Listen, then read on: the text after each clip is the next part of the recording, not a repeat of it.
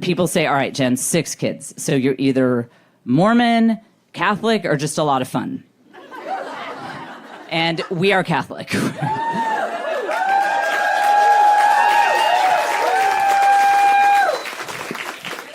That's not normally the response I get when I say that.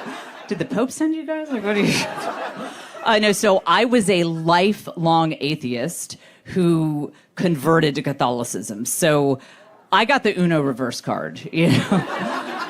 When I was exploring religion, my friends said, Jen, you should be spiritual but not religious. I've landed on religious but not spiritual. And that is as good as it's going to get.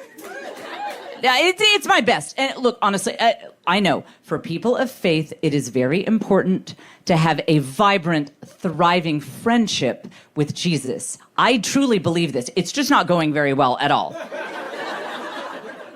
And part of that is on his end. He has to take some responsibility here. This will help it make sense to you. My mother was a Phi Beta Kappa Honor Society math major. She's a retired mathematician who calculated kill ratios for the Naval Weapons Research Laboratory. My father was a Green Beret and an engineer. My grandfather was an engineer. My first job out of college was as a computer programmer. What I'm trying to tell you is that I am genetically designed to really struggle being friends with people who are invisible.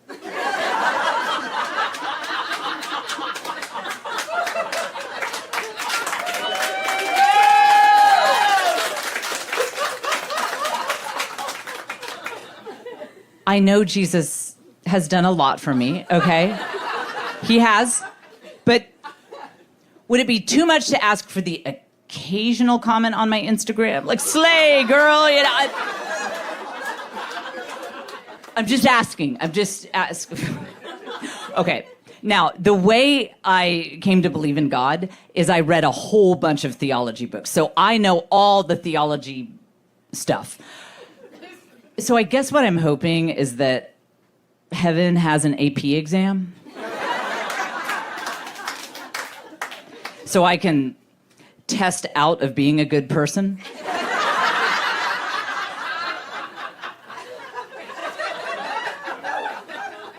I get to the pearly gates, and St. Peter's like, Jen, you never forgave anyone.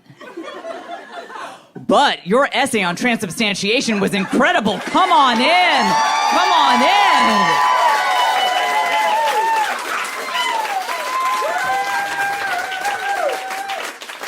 Heaven's like, we love an educated queen. That better be how it works.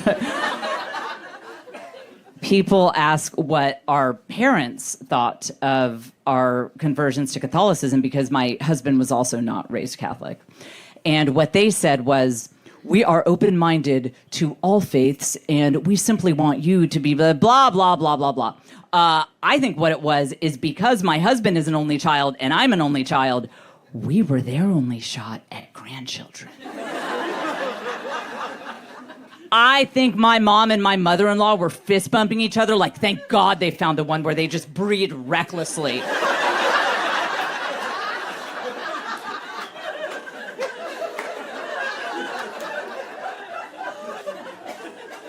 My dad got to the point where he was like, I got 6 grandkids out of this. I'll worship the Catholic God too. This is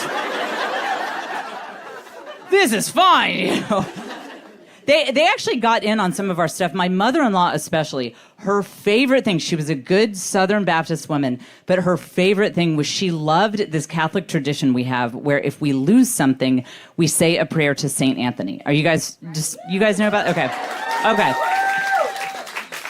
I'm glad you guys know. I was recently in a city where they had no idea what I was talking about, and that city was San Antonio.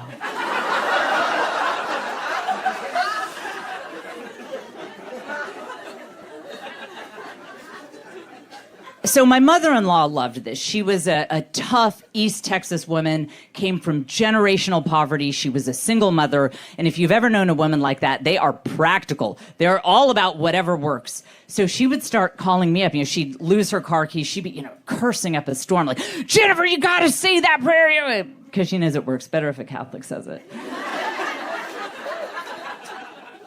And I would say, I fancied myself as a bit of an evangelist for my religion. So I'd say, I want to let you know we're not praying to these saints like they're gods. It's like asking your neighbor if she'd better say the prayer, God, if I guardians.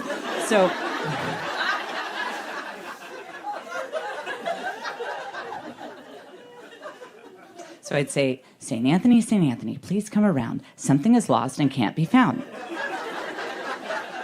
She'd say, tell him it's the car keys. So I'd say the whole thing again. And she'd tell all her Southern Baptist friends about it. She'd say, I love this St. Anthony SOB. He is just, oh. And then one time, she lost some tax documents. It was a really big deal. She couldn't find them anywhere. She calls me hooting and hollering. She said, Jennifer, I can't find these tax documents anywhere. I don't know what I'm going to do. I said, calm down. Did you pray to St. Anthony? She said, Jennifer, I prayed to St. Anthony. I prayed to Jesus. Hell, I asked Jesus to say a prayer to St. Anthony.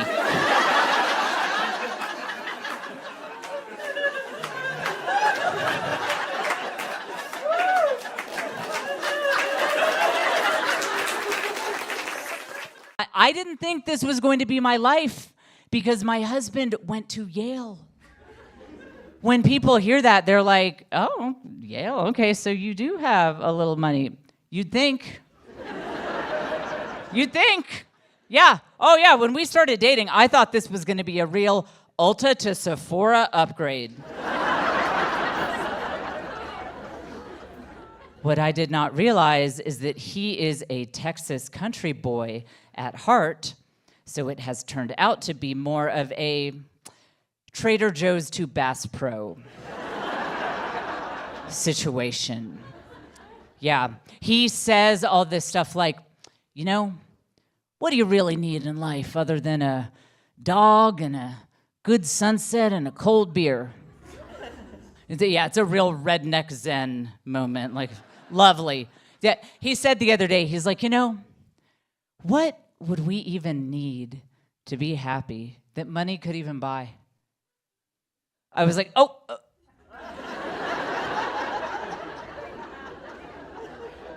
Is that rhetorical or can I jump in? Do you want the list alphabetized, categorized, or should we just pull up my Pinterest board? Like I have it right here. Like we can just look at that. And I should have known that I was getting into like a real country family when I met his mother, my mother-in-law. Wonderful woman.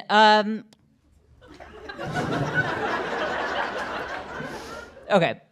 In order to tell you about her, I have to quote her directly. And I will need to say one cuss word because if you have ever known someone who was just comes from a very, very rural background, a lot of times for the way they talk, there's really not an English translation. You have to quote them directly. So I keep my comedy clean, but I have to say one curse word here to quote her. So just put on your protective ear covering, if you don't want to hear that. So women have 2 biological clocks, one for children, one for grandchildren. When I started dating her son, and she was past due for grandchildren, so she would call us every week and say, y'all need to shit or get off the pot.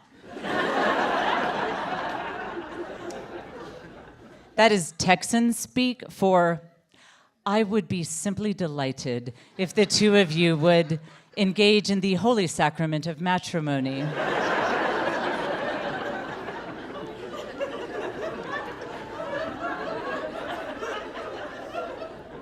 She'd call him, she'd call me, Jennifer, y'all need to, just like all the time. Then 2 years went by. We were not engaged. I did not have a ring. At that point, she called me and was like, Jennifer, I don't think he's gay.